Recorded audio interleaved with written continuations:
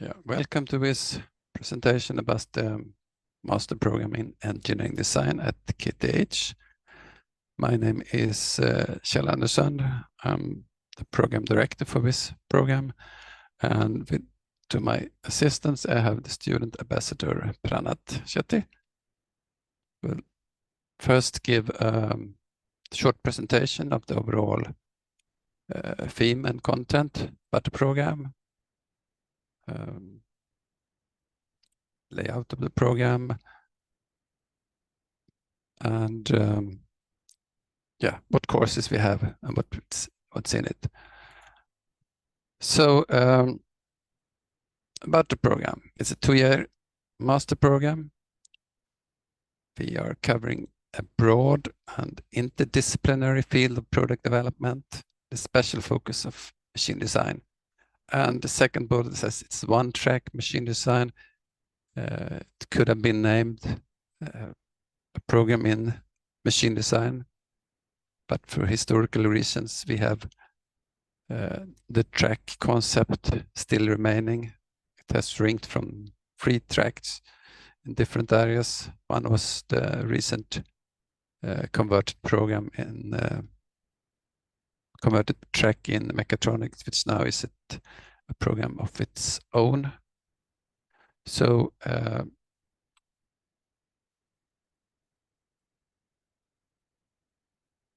we are dealing with complex systems, technical systems in the product development context as a main theme, and we deal with a mixture of more and more electrical component, but we still need these mechanical drives. In this case, it's a screwdriver, which is a very common system, but if you look inside, it's a kind of actually quite a complex system consisting of motor, planetary gears, in this case 3 planetary gears in a series, batteries, and all these components and interactions should work together to give the wanted function.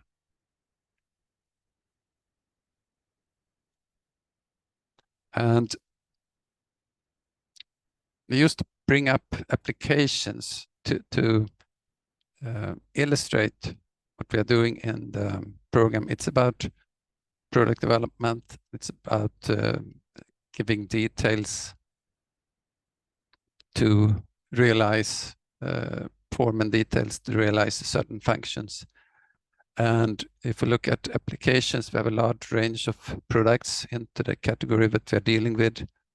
And we are more and more combining not only the mechanical things, we need a control system design. We need very often to measure things, either for control or for data collection, for making, for example, test rigs in different areas.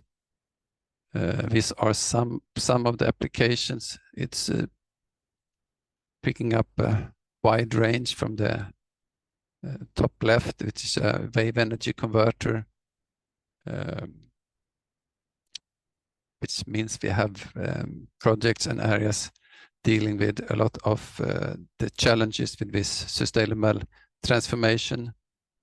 And we have the bottom right picture dealing with the challenges when it comes to wind energy drivelines to make the gears and lubricants as good as possible, and the life of the wind power mill as long and economically viable as possible to give the low cost energy. When we add household equipments, which is kind of shown in the screwdriver also, vacuum cleaners, baking machines, but also heavy machines like wheel loaders, either with a, not either, it's converting more and more with Volvo machine. I think it says Volvo on it, yes, to electrical driven. And with electrical driven machines, we have other requirements on the transmission and on the all components, including the more high-speed electrical motors. And the picture in the bottom row in the middle is actually a test rig for testing small gears in their properties.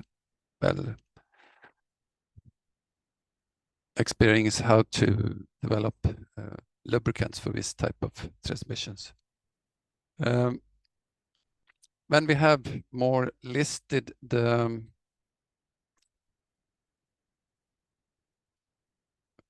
sustainable goals, which is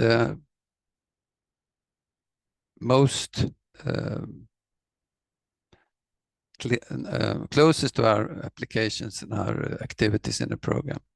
Affordable and clean energy. That's more about harnessing green energy. And then we have industry, innovation, and infrastructure. And one typical area is the transportation structure and transportation solutions, including drivelines, to realize this. And then we have the third one, which is goal number 12, responsible consumption and production. It's how to, in our case, it's how to make sure to choose material and solutions to reduce the waste and energy consumption, so we can recycle it, we can reuse it, and we can make sure we don't use hazardous materials, and we don't consume the resources, we reuse it. And that how we do to a great extent while performing work in project applications.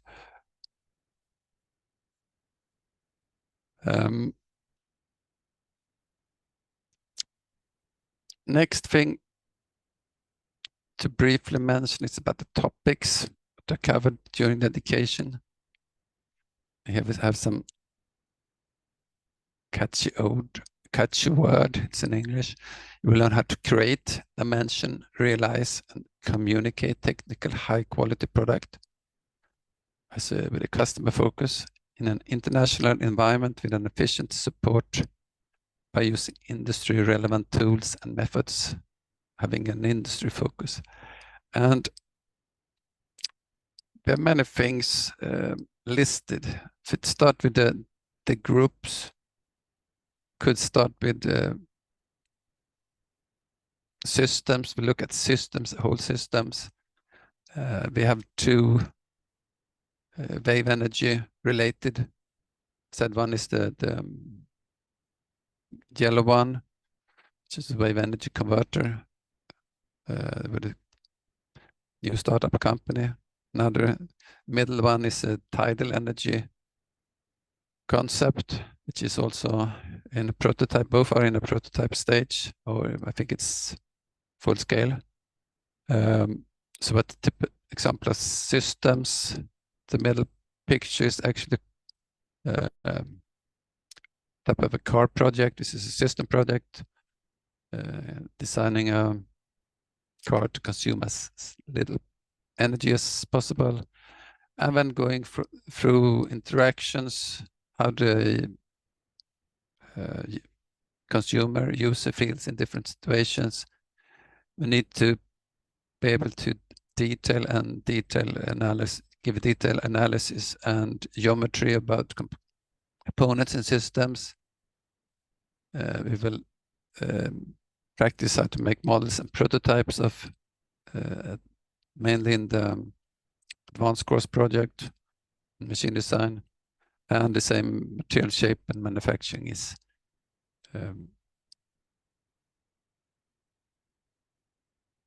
one topic covered. So, and if we translate that into a course structure, it looks like this. It's each year has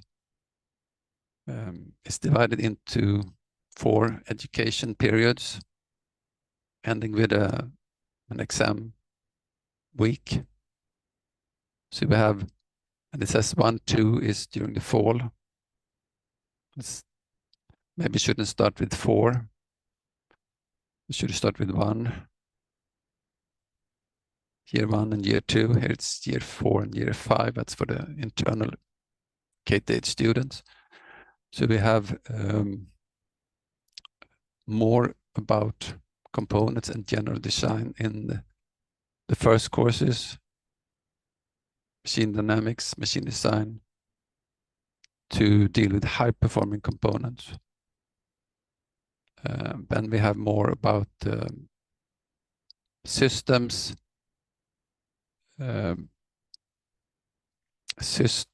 handling, but complex systems in the systems engineering course. And then these light blue courses, machine design, HK1 and HK2, where we actually have these industry-related projects going from an idea to a prototype with this from requirement specification stating and discussing with the stakeholder to having to consider this production and prototype phases and testing of the entire concept. We're ending with master thesis last semester, and we also have a special course dealing with eco design, how to design for sustainable, or actually how to design a product to support sustainable development from machine design perspective.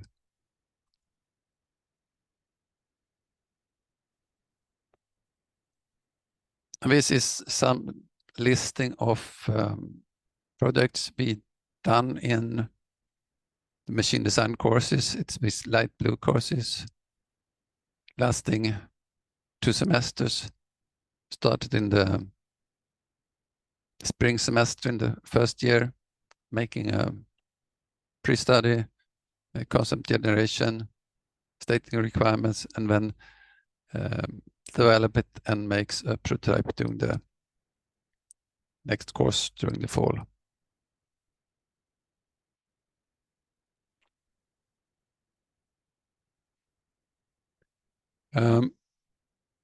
The master degree project, just some words about it. It's also ranging in roughly main categories, as we have many thesis projects at the industry with an industrial partner. We have some at connected to research project, that's KTH, and we have also some exchange projects. And we have from this bottom tunnel driven equipment for Epiroc, which is huge. It's actually more of a train knocking down the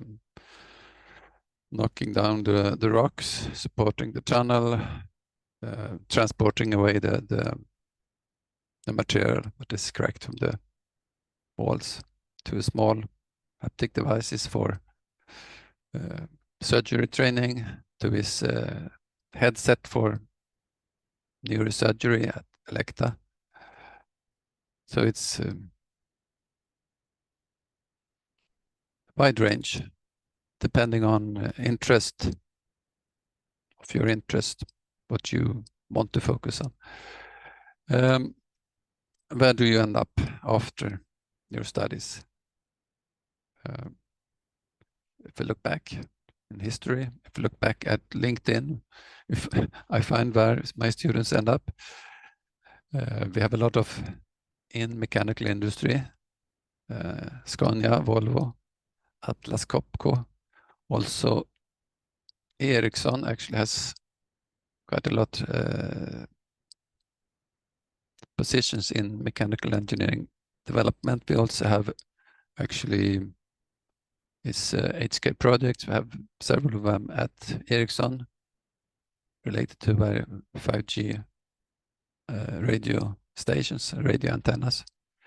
Consultancy companies, we have some going direct to startup companies or making their own startup companies. Smaller companies also. Some end up at KTH or other universities as PhD students. So it's a wide variety. Now it's time for questions.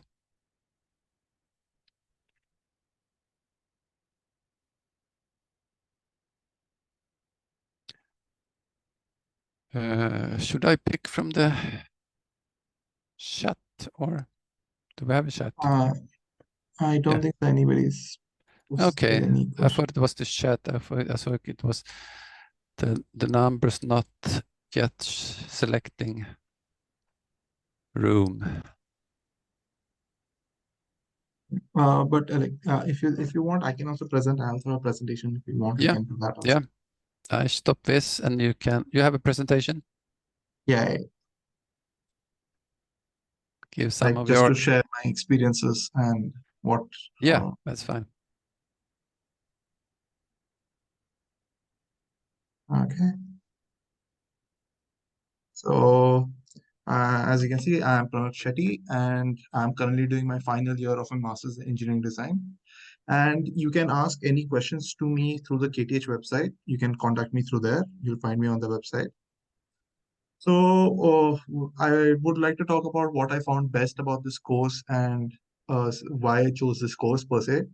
Because one of the reasons I chose this course is when I realized the project, like the amount of coursework which involves project and your real world application of your concepts you have learned, like whereas Kjell said about the HK projects, where we actually use the concepts you have learned on a real life project and worked on product development there. So that was a really interesting and innovative thing which I liked. Then also how we have to do a lot of group projects, which is basically you work with new people. You are forced to explore and meet other people and work together. That's how basically it's also trying to simulate a work environment. So that is something really nice. And then also the possibilities of selecting electives, whichever you want from different fields, from an electrical to a detailed mechanical topic like FEM. If you want, you can choose any of the topics you want with respect to electives. And the coursework also is not very heavy. Like you have to focus on your studies. Obviously, you'll have assignments, but you also do get time to follow your passions. Like for example, you can join the Formula Student team, which is there here, or be part of the student union and many other clubs which are available. There are a lot of different clubs which are available at KTH. You can join any of those to follow your passions. Why I chose KTH and Sweden? Because Europe is a very attractive place at the moment for the mechanical industry with the focus of sustainability and those aspects. It's become really attractive. And KTH, being one of the top institutes in the world, is one of the most attractive things you can think about.